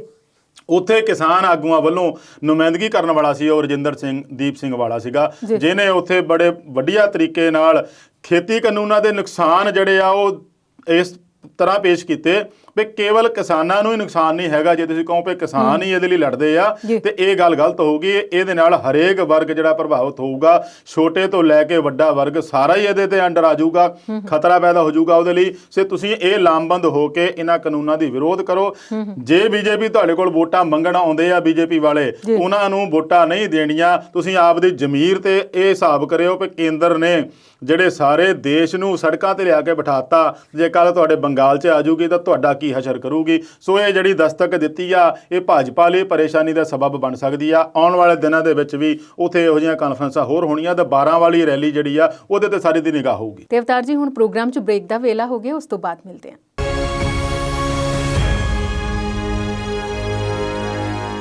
ਵਕਫੇ ਤੋਂ ਬਾਅਦ ਵਿਚਾਰ ਚਰਚਾ ਪ੍ਰੋਗਰਾਮ 'ਚ ਫੇਰ ਤੋਂ ਸਵਾਗਤ ਹੈ। ਅਵਤਾਰ ਜੀ, ਕਿਸਾਨਾਂ ਨੇ ਬੰਗਾਲ ਵਿੱਚ ਤਾਂ ਦਸਤਕ ਦੇ ਦਿੱਤੀ ਹੈ, ਹੋਰ ਰਾਜਾਂ 'ਚ ਜਾਣ ਦਾ ਉਹਨਾਂ ਦਾ ਕੀ ਪ੍ਰੋਗਰਾਮ ਹੈ? ਬਿਲਕੁਲ ਜੀ, ਉਹ ਹੌਲੀ-ਹੌਲੀ ਸਾਰੇ ਰਾਜਾਂ 'ਚ ਜਾਣਗੇ, ਪਰ ਬੰਗਾਲ ਦੇ ਵਿੱਚ ਕਿਉਂਕਿ 27 ਮਾਰਚ ਨੂੰ ਪਹਿਲਾ ਗੇੜ ਸ਼ੁਰੂ ਹੋਣਾ ਆ ਵੋਟਾਂ ਦਾ ਤੇ 8 ਗੇੜਾਂ 'ਚ ਉੱਥੇ ਵੋਟਾਂ ਪੈਣੀਆਂ। ਲੰਮਾ ਗੇੜ ਜਿਹੜਾ ਇਹਨਾਂ ਨੇ ਪਾਤਾ ਮਮਤਾ ਨੂੰ, ਉਹਨਾਂ ਗੇੜਾਂ ਦੇ ਵਿੱਚ ਕਿਸਾਨ ਵੀ ਸਮਰਥਨ ਦੇਣ ਜਾ ਰਹੇ ਆ। ਪਰ ਇੱਥੇ ਕਈ ਵਾਰੀ ਕਿਸਾਨਾਂ ਨੂੰ ਇਹ ਵੀ ਸਵਾਲ ਉੱਠਿਆ ਵੀ ਤੁਸੀਂ ਤਾਂ ਕਹਿੰਦੇ ਸੀ ਵੀ ਅਸੀਂ ਪੋਲੀਟੀਕਲ ਰਹਿਣਾ ਨਹੀਂ, ਬਿਲਕੁਲ ਪੋਲੀਟੀਕਲ ਤੋਂ ਵੱਖ ਆ, ਸਾਡਾ ਇਹਦੇ ਵਿੱਚ ਕੋਈ ਏਜੰਡਾ ਨਹੀਂ, ਸਿਰਫ ਕਿਸਾਨੀ ਆ। ਤੇ ਹੁਣ ਜਦੋਂ ਤੁਸੀਂ ਜਾ ਕੇ ਇਕੱਲੀ ਇੱਕ ਪਾਰਟੀ ਦਾ ਵਿਰੋਧ ਕਰੋਗੇ ਤਾਂ ਫਿਰ ਇਹਦਾ ਮੈਸੇਜ ਕੀ ਜਾਊਗਾ? ਤਾਂ ਫਿਰ ਉਹਨਾਂ ਦਾ ਜਵਾਬ ਵੀ ਇਹ ਸੀਗਾ ਕਿਸਾਨਾਂ ਦਾ ਵੀ ਅਸੀਂ ਉੱਥੋਂ ਦੇ ਕਿਸਾਨਾਂ ਨੂੰ ਜਾ ਕੇ ਲਾਮਬੰਦ ਕਰਾਂਗੇ। ਕਿਸਾਨ ਅੱਗੋਂ ਕਿਹਨੂੰ ਕਰਦੇ ਆ, ਉਹ ਉਹਨਾਂ ਨੇ ਆਪਣੀ ਲਾਮਬੰਦੀ ਕਰਨੀ ਆ। ਅਸੀਂ ਜ਼ਿਆਦਾਤਰ ਜਾ ਕੇ ਕਿਸਾਨਾਂ ਨੂੰ ਹੀ ਕਹਾਂਗੇ ਸਾਡਾ ਹਜੇ ਵੀ ਗੈਰ ਪੋਲੀਟੀਕਲ ਏਜੰਡਾ ਹੀ ਆ, ਬਿਲਕੁਲ ਸਿਆਸਤ ਤੋਂ ਵਾਕਿਆ, ਸਿਰਫ ਤੇ ਸਿਰਫ ਖੇਤੀ ਕਾਨੂੰਨ ਜਿਹੜੇ ਰੱਦ ਕਰਾਉਣੇ ਉਹੀ ਮੁੱਦਾ, ਤੇ ਕਿਸਾਨੀ ਮੁੱਦਾ ਲੈ ਕੇ ਹੀ ਅਸੀਂ ਇਹਨਾਂ ਰਾਜਾਂ 'ਚ ਪਹੁੰਚ ਕੇ ਉੱਥੋਂ ਦੇ ਕਿਸਾਨਾਂ ਨੂੰ ਇਹੀ ਦੱਸਾਂਗੇ ਵੀ ਤੁਸੀਂ ਇਹਦਾ ਵੱਧ ਤੋਂ ਵੱਧ ਪ੍ਰਚਾਰ ਕਰੋ, ਤਾਂ ਕਿ ਜੇ ਬੀਜੇਪੀ ਨੇ ਪੰਜਾਬ ਵਰਗੇ ਜਾਂ ਹੋਰ ਸਟੇਟਾਂ ਦੇ ਕਿਸਾਨਾਂ ਦਾ ਹਾਲ ਇਹ ਕੀਤਾ ਆ ਤੇ ਪੱਛਮੀ ਬੰਗਾਲ ਦੇ ਕਿਸਾਨਾਂ ਨਾਲ ਵੀ ਉਹੀ ਹੋਣ ਵਾਲਾ ਆ ਆਉਣ ਵਾਲੇ ਸਮੇਂ ਦੇ ਵਿੱਚ। ਉਹ ਉਸ ਤਰੀਕੇ ਨਾਲ ਪ੍ਰਚਾਰ ਕੇ ਹੀ ਬੀਜੇਪੀ ਦਾ ਵਿਰੋਧ ਕੀਤਾ ਜਾਊਗਾ, ਜਦਕਿ ਸਿਆਸੀ ਤੌਰ ਤੇ ਨਹੀਂ ਕਰਾਂਗੇ। ਜੀ ਅਵਤਾਰ ਜੀ, ਮੈਂ ਤੁਹਾਨੂੰ ਟੋਕ ਰਹੀ ਹਾਂ, ਪਰ ਪ੍ਰਧਾਨ ਮੰਤਰੀ ਮੋਦੀ ਵੀ ਕਹਿੰਦੇ ਰਹੇ ਮਮਤਾ ਨੇ ਕਿਸਾਨਾਂ ਨੂੰ ਫਾਇਦਾ ਨਹੀਂ ਦਿੱਤਾ, ਤੇ ਉਹਦੇ ਬਾਰੇ ਕੀ ਕਹੋਗੇ? ਨਹੀਂ, ਉਹ ਕਈ ਵਾਰੀ ਕਹਿ ਹਟਿਆ ਵੀ ਜੋ ਸਕੀਮਾਂ ਕੇਂਦਰ ਸਰਕਾਰ ਦੀਆਂ ਕਿਸਾਨਾਂ ਲਈ ਸੀਗੀਆਂ ਉਹ ਪੱਛਮੀ ਬੰਗਾਲ ਮਮਤਾ ਬੈਨਰਜੀ ਨੇ ਉੱਥੋਂ ਦੇ ਕਿਸਾਨਾਂ ਨੂੰ ਨਹੀਂ ਲੈਣ ਦਿੱਤੀਆਂ ਜੀ। ਉਹਦਾ ਜਵਾਬ ਮਮਤਾ ਹੁਣੀ ਕਈ ਵਾਰੀ ਦੇ ਚੁੱਕੇ ਆ ਵੀ ਸਾਡੇ ਕਿਸਾਨ ਉਦਾਂ ਹੀ ਖੁਸ਼ਹਾਲ ਆ ਜੀ। ਤੁਹਾਡੀਆਂ ਯੋਜਨਾਵਾਂ ਤੋਂ ਬਿਨਾਂ ਹੀ ਸਾਡੇ ਕਿਸਾਨ ਖੁਸ਼ਹਾਲ ਆ ਤਾਂ ਸਾਨੂੰ ਲੋੜ ਹੀ ਨਹੀਂ। ਤਾਂ ਫਿਰ ਇਹ ਕਹਿੰਦੇ ਨਹੀਂ ਸਾਨੂੰ ਉਹਨਾਂ ਦੇ ਆਉਂਦੇ ਆ ਜੀ ਮੈਸੇਜ ਕਿ ਸਾਨੂੰ ਜੀ ਇਹਦਾ ਫਾਇਦਾ ਨਹੀਂ ਮਿਲਿਆ, ਸਾਨੂੰ ਲੈਣ ਨਹੀਂ ਦਿੰਦੀ ਸਰਕਾਰ, ਸਾਡੇ ਫਾਰਮ ਨਹੀਂ ਭਰਾਏ ਜਾਂਦੇ, ਸਾਨੂੰ ਦੱਸਿਆ ਨਹੀਂ ਜਾ ਰਿਹਾ ਕੀ ਇਹਦੇ ਵਿੱਚ ਯੋਜਨਾ ਦਾ ਫਾਇਦਾ ਹੈ, ਲਾਭ ਹੈ, ਪੈਸੇ ਕਿੰਨੇ ਮਿਲਣੇ ਆ। ਤੇ ਉਹ ਫਿਰ ਉਸ ਤਰੀਕੇ ਨਾਲ ਮੋਦੀ ਹੁਣੀ ਤਾਂ ਹੁਣ ਜਦੋਂ ਚੋਣਾਂ ਆਈਆਂ ਨਾ ਉਦੋਂ ਹੀ ਚੇਤਾ ਆਇਆ ਵੀ ਬੰਗਾਲ ਕਿਸਾਨ ਰਹਿ ਗਿਆ ਜਿਹੜਾ ਉਹ ਇਸ ਯੋਜਨਾਵਾਂ ਤੋਂ ਵਾਂਝਾ। ਜਦੋਂ ਤੋਂ ਸ਼ੁਰੂ ਕੀਤੀ ਗਿਆ ਯੋਜਨਾ ਉਦੋਂ ਇਹਨਾਂ ਦੇ ਦਿਮਾਗ 'ਚ ਕਿਉਂ ਨਹੀਂ ਆਈ ਪਈ ਯਾਰ ਬਾਕੀ ਜਿਹੜੇ ਸਟੇਟ ਆ ਉੱਥੇ ਤਾਂ ਸਾਰੀਆਂ ਯੋਜਨਾਵਾਂ ਜਾ ਰਹੀਆਂ, ਬੰਗਾਲ ਕਿਉਂ ਪਿੱਛੇ ਆ? ਉਦੋਂ ਨਹੀਂ ਇਹਨਾਂ ਨੂੰ ਯਾਦ ਆਇਆ। ਹੁਣ ਜਦੋਂ ਇਲੈਕਸ਼ਨਾਂ ਆ ਗਈਆਂ ਤੇ ਹੁਣ ਬਾਰ-ਬਾਰ ਇਸ ਗੱਲ ਤੋਂ ਸੰਸਦ ਦੇ ਵਿੱਚ ਵੀ ਉਹਨਾਂ ਨੇ ਇਹ ਕਿਹਾ ਸੀ ਤਾਂ ਜਿੱਦਣ ਇਹਨਾਂ ਦੇ ਉਹ ਯੋਜਨਾ ਨੂੰ ਹੋ ਗਏ ਸੀਗੇ ਕਾਫੀ ਪ੍ਰਚਾਰ ਕੀਤਾ ਸੀ ਉਹਦਾ 2000 ਰੁਪਏ ਪਾਉਣ ਦਾ, ਉਦੋਂ ਵੀ ਉਹਨਾਂ ਨੇ ਕਿਹਾ ਸੀਗਾ ਵੀ ਪੱਛਮੀ ਬੰਗਾਲ ਦੇ ਕਿਸਾਨ ਜਿਹੜੇ ਆ ਉਹ ਮਹਿਰੂਮ ਰਹਿ ਗਏ ਆ ਇਸ ਯੋਜਨਾ ਤੋਂ। ਪਰ ਉਹਨਾਂ ਦੇ ਉੱਥੋਂ ਦੇ ਕਿਸਾਨਾਂ ਦਾ ਫਿਰ ਮਮਤਾ ਉਹਨਾਂ ਨੇ ਕਿਹਾ ਸੀ ਵੀ ਸਾਡੇ ਕਿਸਾਨਾਂ ਬਾਰੇ ਦੱਸੋ ਤਾਂ ਅਸੀਂ ਕਿਹਨਾਂ ਨੇ ਤੁਹਾਡੇ ਤੱਕ ਪਹੁੰਚ ਕੀਤੀ ਆ। ਤੇ ਅਸੀਂ ਪੁੱਛੀਏ ਉਹਨਾਂ ਨੂੰ ਵੀ ਕਿਸ ਪੱਖੋਂ ਉਹ ਘੱਟ ਆ। ਸੋ ਇਸ ਕਰਕੇ ਚੋਣਾਂ ਦੇ ਵੇਲੇ ਆਉਣ ਦੇ ਵਿੱਚ ਇਹੋ ਜਿਹੀਆਂ ਜਿਹੜੀਆਂ ਸਰਕਾਰ ਦੀਆਂ ਟਸਲਬਾਜ਼ੀਆਂ ਜਾਂ ਇੱਕ ਦੂਜੇ ਦੂਸ਼ਣਬਾਜ਼ੀ ਉਹ ਸੁਭਾਵਿਕ ਹੀ ਆ, ਉੱਠਣ ਲੱਗ ਪੈਂਦੀ ਆ। ਕਿਸਾਨਾਂ ਨੇ ਇਹੀ ਕਾਰਨ ਆ ਵੀ ਉਹਨਾਂ ਦਾ ਗਾਹਾਂ ਲਾਮਬੰਦੀ ਸ਼ੁਰੂ ਕਰਨ ਦਾ ਪ੍ਰੋਗਰਾਮ ਕੀਤਾ ਹੋਇਆ। ਜਿਹੜੀ ਅੱਜ ਕੱਲ੍ਹ ਦੀ ਸੀਗੀ ਜਿਹੜੀ ਉੱਥੇ ਇੱਕ ਮੀਟਿੰਗ ਤੌਰ ਤੇ ਕਾਨਫਰੰਸ ਹੋਈ ਆ, ਰੈਲੀ ਹੋਈ ਆ, ਉਹ ਅਗਲੀਆਂ ਆਉਣ ਵਾਲੀਆਂ ਕਾਨਫਰੰਸਾਂ ਔਰ ਰੈਲੀਆਂ ਲਈ ਲੋਕਾਂ ਨੂੰ ਲਾਮਬੰਦ ਕਰਨ ਦਾ ਇੱਕ ਯੋਜਨਾ ਸ਼ੁਰੂ ਕਰ ਦਿੱਤੀ ਗਈ ਆ। ਇਹ ਤਰੀਕਾ ਉਹਨਾਂ ਨੇ ਬਾਕੀ ਸਟੇਟਾਂ 'ਚ ਵੀ ਅਪਣਾਉਣਾ ਹੈ ਜੀ। ਤੇ ਅਵਤਾਰ ਜੀ ਅਗਲੇ ਮੁੱਦੇ ਵੱਲ ਆਈਏ। ਕੇਂਦਰੀ ਏਜੰਸੀਆਂ ਦੀ ਹੋ ਰਹੀ ਦੁਰਵਰਤੋਂ ਤੇ ਹੁਣ FCI ਵਿੱਚ ਆ ਗਈ ਹੈ ਜੀ। FCI ਰਾਹੀਂ ਭਲਾ ਸਰਕਾਰ ਕਿਹਨਾਂ ਨੂੰ ਤੰਗ ਕਰਨ ਲੱਗੀ ਹੈ? ਹੁਣ ਜਦੋਂ ਤੋਂ ਕਿਸਾਨ ਅੰਦੋਲਨ ਚੱਲਿਆ ਖੇਤੀ ਕਾਨੂੰਨਾਂ ਦੇ ਖਿਲਾਫ ਜੀ, ਕੇਂਦਰ ਸਰਕਾਰ ਨੇ ਗਾਹੇ ਬਗਾਹੇ ਕਿਸਾਨ ਅੰਦੋਲਨ ਦੀ ਆੜ 'ਚ ਕਦੇ ਆੜਤੀਆਂ ਨੂੰ ਤੰਗ ਕਰਨ ਲੱਗ ਪਈ, ਕਦੇ ਵਪਾਰੀਆਂ ਨੂੰ ਤੇ ਕਦੇ ਜਿਹੜਾ ਕਿਸਾਨ ਅੰਦੋਲਨ ਦੇ ਹੱਕ 'ਚ ਬੋਲਣ ਵਾਲਿਆਂ ਨੂੰ ਤੰਗ ਪਰੇਸ਼ਾਨ ਕੀਤਾ ਜਾ ਰਿਹਾ, ਹੁਣ ਵੀ ਜਾ ਰਿਹਾ, ਲਗਾਤਾਰ ਕੀਤਾ ਜਾ ਰਿਹਾ। ਆਉਣ ਵਾਲੇ ਸਮੇਂ 'ਚ ਵੀ ਸ਼ਾਇਦ ਉਹ ਜਾਰੀ ਰੱਖਣਗੇ। ਸਰਕਾਰ ਦਾ ਆਪਣਾ ਕੰਮ ਆ ਕਿਉਂਕਿ ਉਹਨਾਂ ਨੂੰ ਇਹ ਆ ਵੀ ਸਾਡੇ ਖਿਲਾਫ ਉੱਠਣ ਵਾਲੀ ਆਵਾਜ਼ ਨੂੰ ਅਸੀਂ ਨਹੀਂ ਬੋਲਣ ਦੇਣਾ, ਉਹਨੂੰ ਕਿਸੇ ਤਰੀਕੇ ਨਾਲ ਦਬਾਉਣ ਦੀ ਕੋਸ਼ਿਸ਼ ਕੀਤੀ ਜਾਣੀ। ਫਿਰ ਚਾਹੇ ਉਹਦੇ ਵਿੱਚ ਏਜੰਸੀਆਂ ਇਨਵੋਲਵ ਕੀਤੀਆਂ ਜਾਣ, ਚਾਹੇ CBI ਹੋਵੇ, ਚਾਹੇ ED ਹੋਵੇ, ਚਾਹੇ NIA ਹੋਵੇ। ਹੁਣ ਉਹਦੇ ਵਿੱਚ ਨਵੀਂ ਐਂਟਰੀ ਹੋ ਗਈ ਆ FCI ਦੀ। ਅੱਛਾ ਜੀ। FCI ਨੇ ਅਚਾਨਕ ਕਹਿ ਦਿੱਤਾ ਵੀ ਅਸੀਂ ਤਾਂ ਫੋਰਟੀਫਾਈਡ ਚੌਲ ਹੀ ਲਵਾਂਗੇ, ਜਿਹੜੀ ਕਿ ਅੱਜ ਤੱਕ ਮੰਗ ਕਦੀ ਨਹੀਂ ਸੀ ਉੱਠੀ ਜੀ।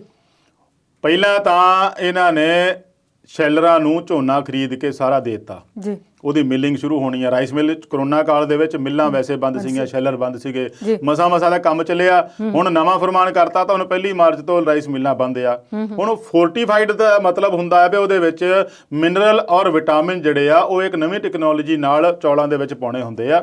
ਕਾਰਨ ਇਹ ਆ ਵੀ ਦੱਖਣ ਦੇ ਵਿੱਚ ਜਦੋਂ ਚੌਲਾਂ ਦੀ ਵਿਕਰੀ ਹੋਣੀ ਆ, ਚੌਲ ਜਿਹੜੇ ਉੱਥੇ ਸਪਲਾਈ ਹੋਣੇ ਆ, ਉੱਥੇ ਉੱਥੋਂ ਦੀ ਜਿਹੜੀ ਪੌਸ਼ਟਿਕ ਖੁਰਾਕਾਂ ਦੀ ਜਿਹੜੀ ਤੱਤ ਆ ਉਹ ਘਾਟ ਪਾਈ ਗਈ ਉੱਥੇ ਸਰਕਾਰ ਨੂੰ। ਉਹਨੂੰ ਪੂਰਿਆ ਕਰਨ ਲਈ ਉਹਨਾਂ ਨੇ ਇਸ ਪੰਜਾਬ ਦੇ ਰਾਈਸ ਮਿੱਲਾਂ ਨੂੰ, ਸ਼ੈਲਰਾਂ ਨੂੰ ਕਹਿਤਾ ਵੀ ਉਹ ਜਿਹੜੇ ਪੌਸ਼ਟਿਕ ਤੱਤ ਆ, ਮਿਨਰਲ ਔਰ ਜਿਹੜੇ ਵਿਟਾਮਿਨ ਆ, ਉਹਨਾਂ ਨੂੰ ਪੂਰਾ ਕਰਕੇ ਅਸੀਂ ਚੌਲ ਤਾਂ ਲਿਜਾਣੇ ਆ। ਹੁਣ ਉਹਨੂੰ ਪੂਰਾ ਕਰਨ ਲਈ ਫੋਰਟੀਫਾਈਡ ਚੌਲ ਬਣਾਉਣ ਲਈ ਉਹ ਮਸ਼ੀਨਰੀ ਕਿੱਥੋਂ ਆਵੇ? ਪੰਜਾਬ ਵਿੱਚ 4500 ਰਾਈਸ ਮਿੱਲਾਂ ਆ, ਇਹਨਾਂ ਵਿੱਚੋਂ ਕਿਸੇ ਵੀ ਮਿੱਲ ਕੋਲ ਇਹੋ ਜਿਹੀ ਫੋਰਟੀਫਾਈਡ ਵਾਲੀ ਟੈਕਨੋਲੋਜੀ ਹੈ ਨਹੀਂ। ਹੁਣ ਦੇਸ਼ ਭਰ 'ਚ ਦੇਖਿਆ ਜਾਵੇ ਤਾਂ ਸਿਰਫ 15 ਮਿੱਲਾਂ ਇਹੋ ਜਿਹੀਆਂ ਜਿਹੜੀਆਂ ਫੋਰਟੀਫਾਈਡ ਚੌਲ ਬਣਾਉਂਦੀਆਂ। ਹੁਣ ਇੱਕਦਮ ਫਰਮਾਨ ਜਾਰੀ ਕਰ ਦੇਣਾ ਵੀ ਤੁਸੀਂ ਇਹ ਚੌਲ ਬਣਾ ਕੇ ਦਊਂਗੇ ਤਾਂ ਚੱਕਣੇ ਆ, ਤੇ ਰਾਈਸ ਮਿੱਲਾਂ ਦਾ ਨੁਕਸਾਨ ਆ। ਸ਼ੈਲਰ ਮਾਲਕਾਂ ਨੇ ਤਾਂ ਉਹਨਾਂ ਦੇ ਰੱਖਤਾ, ਗਾਹਾਂ ਰਾਈਸ ਮਿੱਲਾਂ ਨੂੰ ਦਿੱਤੀ ਛੜਾਈ ਕਰਕੇ। ਹੁਣ ਉਹ ਦੇਣ ਤਾਂ ਆਪਣੇ ਕੋਲ ਪਿਆ ਕਿੰਨਾ ਚਿਰ ਰੱਖਣਗੇ? ਜੇ ਪਿਆ ਰਹਿ ਗਿਆ, ਚੌਲ ਬਦਰੰਗ ਹੋ ਗਿਆ, ਕਿਸੇ ਨੇ ਲੈਣਾ ਨਹੀਂ, ਮੁੜ ਕੇ ਗਾਂ ਸਪਲਾਈ ਨਹੀਂ ਹੋਣਾ, ਸਾਰਾ ਇਹਨਾਂ ਦੇ ਖਰਚਾ ਇਹਨਾਂ ਦੇ ਸਿਰ ਪੈ ਗਿਆ।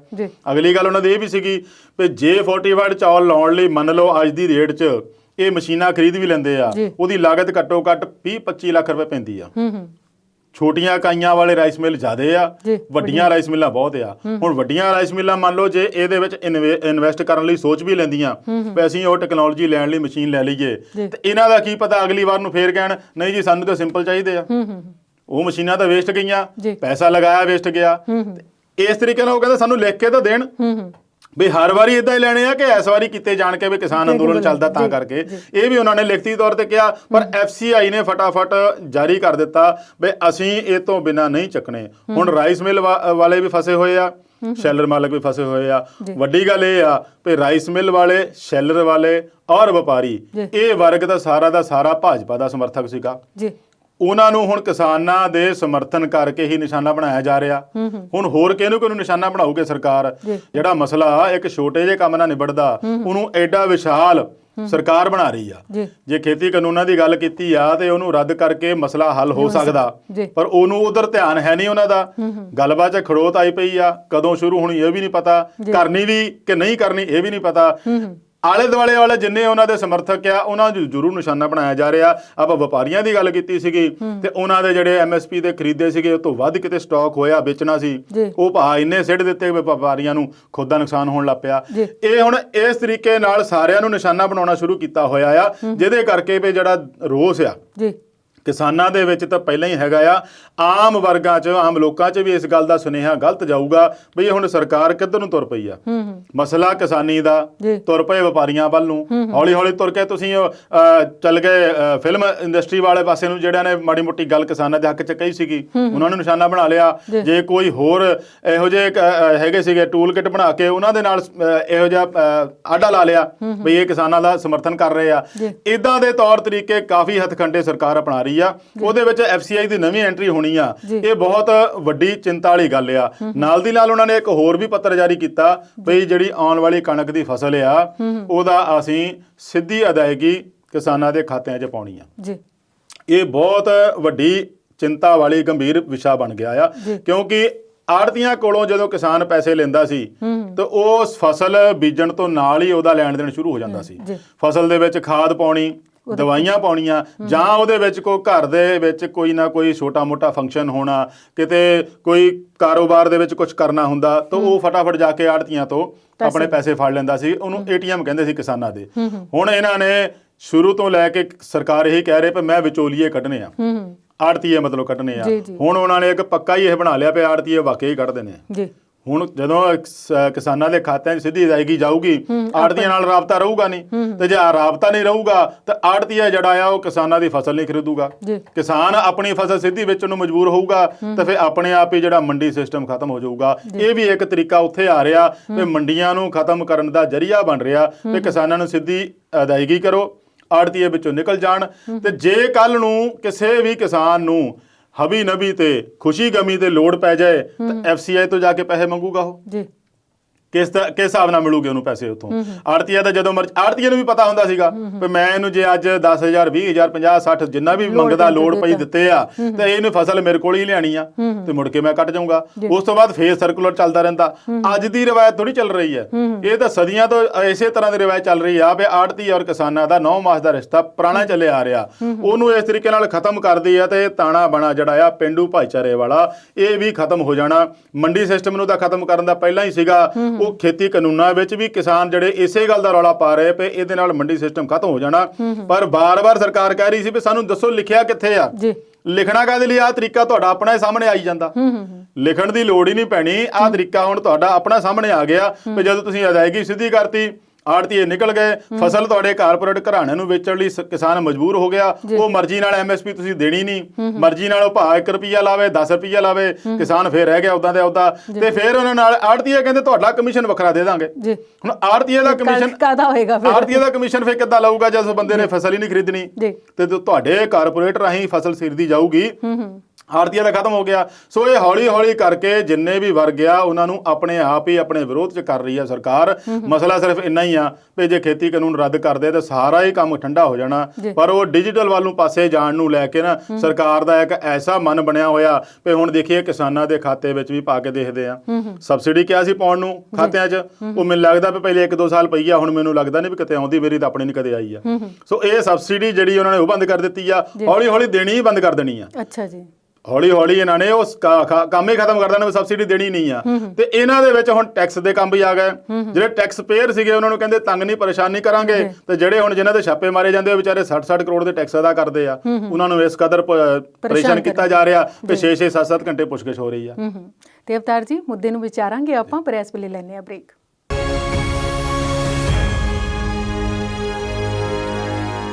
ਬ੍ਰੇਕ ਤੋਂ ਬਾਅਦ ਵਿਚਾਰ ਚਰਚਾ ਦੇ ਆਖਰੀ ਹਿੱਸੇ 'ਚ ਸਵਾਗਤ ਕਰਦੇ ਹਾਂ। ਅਵਤਾਰ ਜੀ, ਬ੍ਰੇਕ ਤੇ ਜਾਣ ਤੋਂ ਪਹਿਲਾਂ ਨਾ ਆਪਾਂ ਗੱਲ ਕਰ ਰਹੇ ਸੀ ਕਿ ਚੇਂਜ ਓਵਰ ਹੋ ਰਿਹਾ ਸਾਰਾ ਕੁਝ।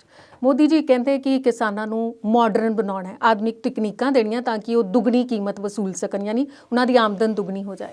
ਮੋਦੀ ਜੀ ਤੇ ਇਹੀ ਗੁਣਗਾਨ ਕਰਦੇ, ਪਰ ਇਧਰ ਪਟਿਆਲਾ ਦੇ ਕਿਸਾਨ ਜਿਹੜੇ ਨੇ ਨਾ, ਉਹ ਟਮਾਟਰਾਂ ਦੀ ਫਸਲ ਉਗਾਉਣ ਤੋਂ ਬਾਅਦ ਪਛਤਾ ਰਹੇ ਨੇ ਕਿਉਂਕਿ ਉਹਨਾਂ ਨੂੰ ਭਾਅ ਘੱਟ ਮਿਲ ਰਹੇ ਨੇ। ਇਹ ਦੋਨਾਂ ਦਾ ਆਪਸ ਵਿੱਚ ਤਾਲਮੇਲ ਕਿਵੇਂ ਬਣੇਗਾ, ਦੱਸੋ। ਇਹ ਨਵੀਂ ਗੱਲ ਨਹੀਂ ਪਰਮਿੰਦਰ ਜੀ, ਹੁੰਦਾ ਹੀ ਆਇਆ। ਜਦੋਂ ਤਾਂ ਕਿਸਾਨਾਂ ਦੀ ਫਸਲ ਪੱਕ ਕੇ ਤਿਆਰ ਹੋ ਜਾਂਦੀ ਆ ਜੀ, ਉਦੋਂ ਰੇਟ ਇਸ ਕਦਰ ਡਾਊਨ ਹੋ ਜਾਂਦਾ ਕਿ ਕਿਸਾਨਾਂ ਨੂੰ ਆਪਣੀ ਲਾਗਤ ਦਾ ਮੁੱਲ ਵੀ ਨਹੀਂ ਮਿਲਦਾ। ਜੀ, ਉਹਨਾਂ ਫਸਲਾਂ ਦੀ ਗੱਲ ਆ ਜਿਹੜੇ ਐਮਐਸਪੀ ਨਹੀਂ ਆ, ਜੀ, ਜਿਨ੍ਹਾਂ ਦੀ ਐਮਐਸਪੀ ਹੈਗੀ ਆ, ਉਹਨਾਂ ਦੇ ਵਿੱਚ ਵੀ ਕਈ ਏਜੰਸੀਆਂ ਖਰੀਦ ਵੇਲੇ ਇੰਨੇ ਕੁ ਨਖਰੇ ਕਰਦੀਆਂ ਵੀ ਇਹਦਾ ਰੰਗ ਕਾਲਾ ਆ, ਇਹਦਾ ਰੰਗ ਚਿੱਟਾ ਆ, ਰੰਗ ਬਦਰੰਗ ਹੋਇਆ ਆ, ਇੱਕ ਦਾਣਾ ਟੁੱਟਿਆ ਹੋਇਆ ਆ, 100 ਨੁਕਸ ਕੱਢ ਕੇ ਉਹ ਵੀ ਕੁਛ ਨਾ ਕੁਛ ਪੈਸੇ ਉਹਦੇ ਚੋਂ ਘਟਾ ਦਿੰਦੀਆਂ। ਔਰ ਕਿਸਾਨ ਦੀ ਮਜਬੂਰੀ ਹੁੰਦੀ ਆ ਵੀ ਜੇ ਫਸਲ ਬੰਪਰ ਹੋ ਗਈ ਤੇ ਸਟਾਕ ਕਿੱਥੇ ਕਰਨੀ ਆ, ਇਹਨੂੰ ਵੇਚਿਆ ਚੰਗਾ ਆ, ਗਾਹਾਂ ਅਗਲੀ ਫਸਲ ਬੀਜਣ ਵਾਲੇ ਬਣਦੇ ਆ। ਇਹੀ ਕਾਰਨ ਹੈ ਵੀ ਜਦੋਂ ਐਮਐਸਪੀ ਤੋਂ ਬਗੈਰ ਵਾਲੀਆਂ ਫਸਲਾਂ ਆ, ਚਾਹੇ ਸਬਜ਼ੀਆਂ ਆ, ਚਾਹੇ ਦਾਲਾਂ ਦੀ ਵੀ ਐਮਐਸਪੀ ਮਿਲਦੀ ਆ ਕਾਫੀ ਦੀ, ਪਰ ਖਾਸ ਕਰਕੇ ਸਬਜ਼ੀਆਂ ਦੀ ਨਹੀਂ ਮਿਲਦੀ।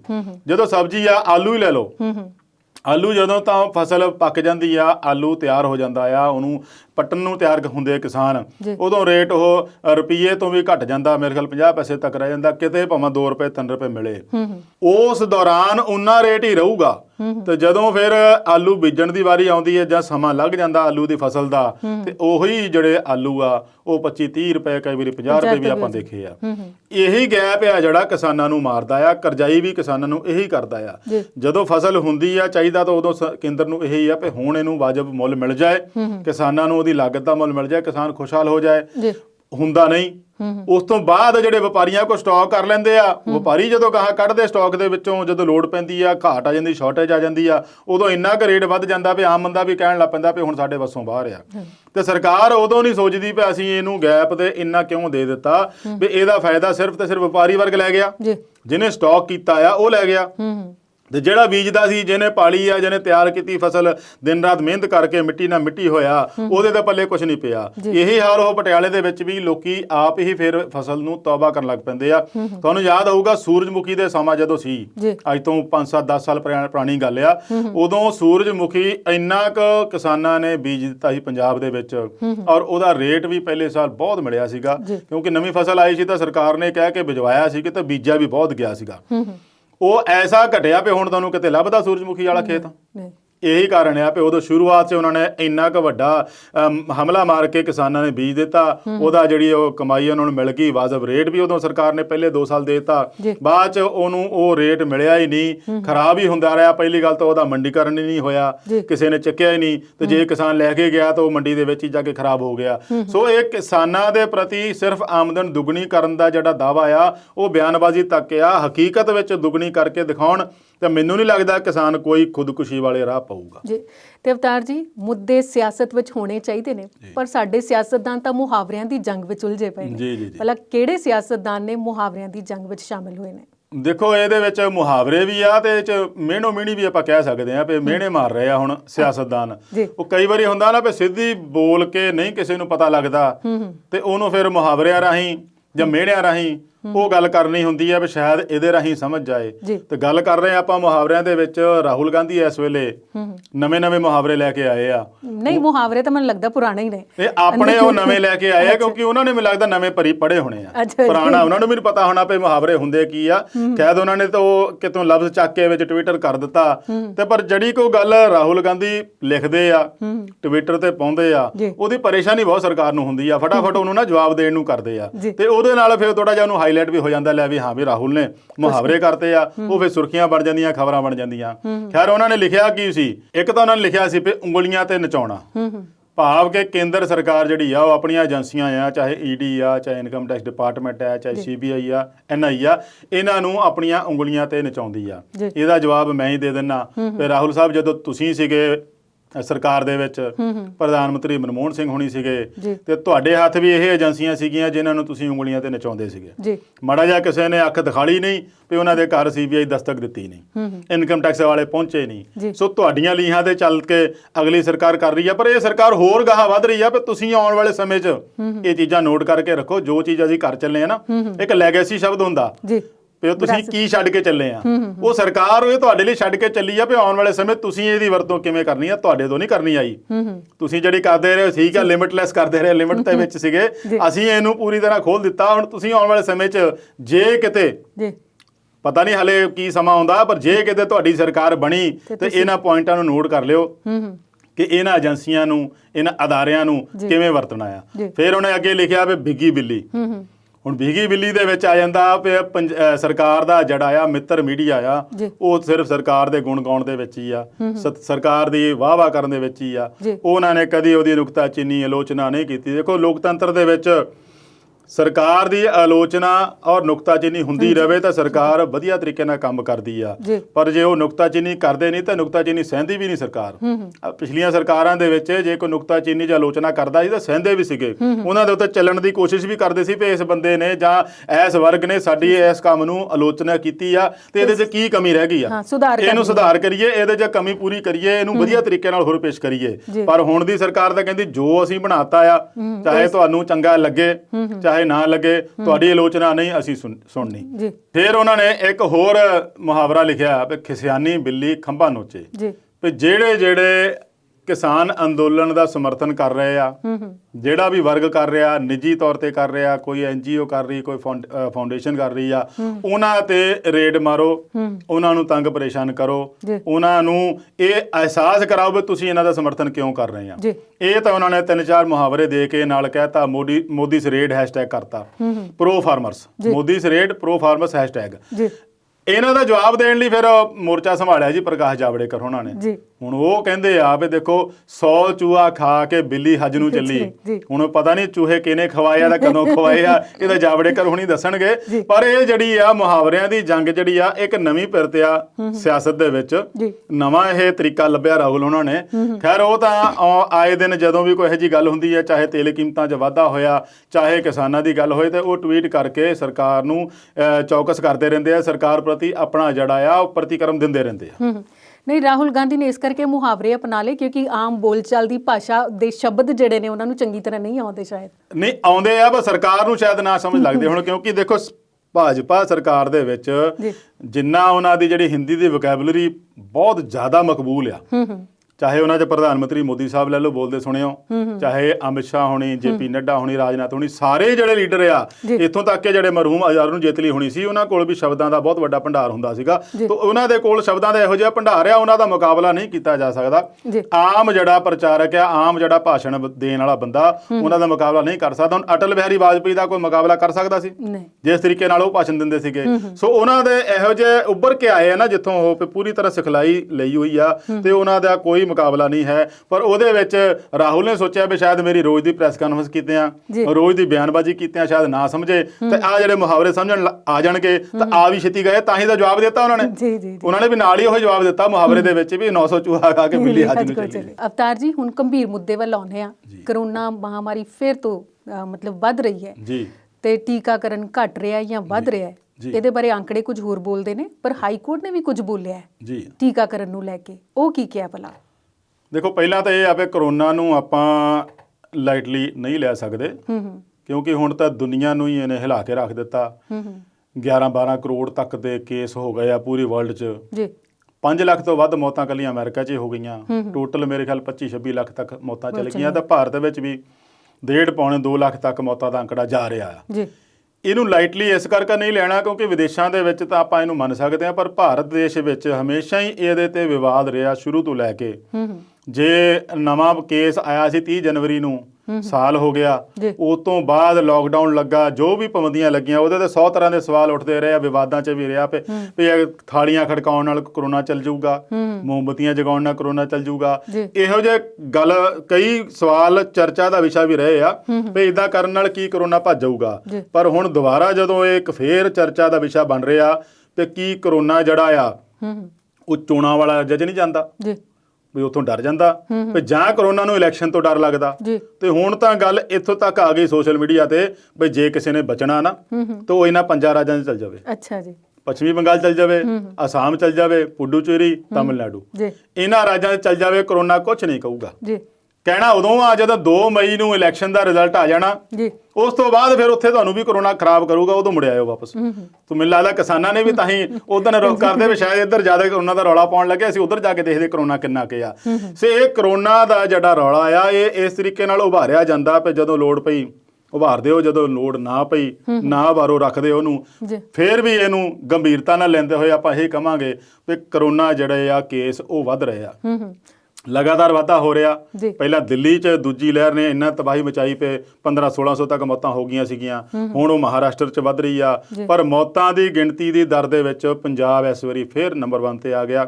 ਲਗਾਤਾਰ ਕੇਸ ਵੱਧ ਰਹੇ ਆ, ਮੌਤਾਂ ਹੋ ਰਹੀਆਂ। ਇਹਦੇ ਲਈ ਪ੍ਰੀਕਾਸ਼ਨ ਹੈ, ਬੇਸ਼ੱਕ ਟੀਕਾ ਲੱਗ ਰਿਹਾ, ਬੜੀ ਵੱਡੀ ਪੱਧਰ ਤੇ ਲੱਗ ਰਿਹਾ, ਕਾਰਗਰ ਸਾਬਤ ਹੋ ਰਹੇ ਆ ਦੇਸ਼ ਦੇ ਟੀਕੇ, ਵਿਦੇਸ਼ 'ਚ ਵੀ ਪਹੁੰਚ ਗਏ, ਕੈਨੇਡਾ 'ਚ ਵੀ ਪਹੁੰਚ ਗਏ, ਹੋਰ ਦੇਸ਼ਾਂ 'ਚ ਵੀ ਜਾ ਰਹੇ ਆ।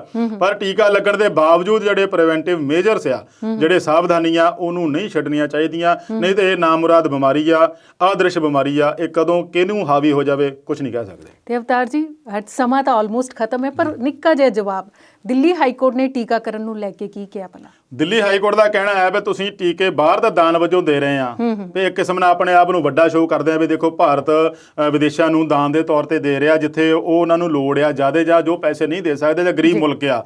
ਪਰ ਆਪਣੇ ਦੇਸ਼ ਵਿੱਚ ਤੁਸੀਂ ਇਸ ਕਦਰ ਕਰ ਰਹੇ ਆ ਵੀ ਹਰੇਕ ਤੋਂ ਪੈਸਾ ਵੀ ਲੈ ਰਹੇ ਆ, ਸਮੇਂ ਸਿਰ ਟੀਕਾ ਵੀ ਨਹੀਂ ਪਹੁੰਚਾ ਰਹੇ ਆ। ਦਿੱਲੀ ਹਾਈ ਕੋਰਟ ਦੀ ਟਿੱਪਣੀ ਉਹਨੂੰ ਸਰਕਾਰ ਨੂੰ ਗੰਭੀਰਤਾ ਨਾਲ ਲੈਣੀ ਚਾਹੀਦੀ ਹੈ ਜੀ।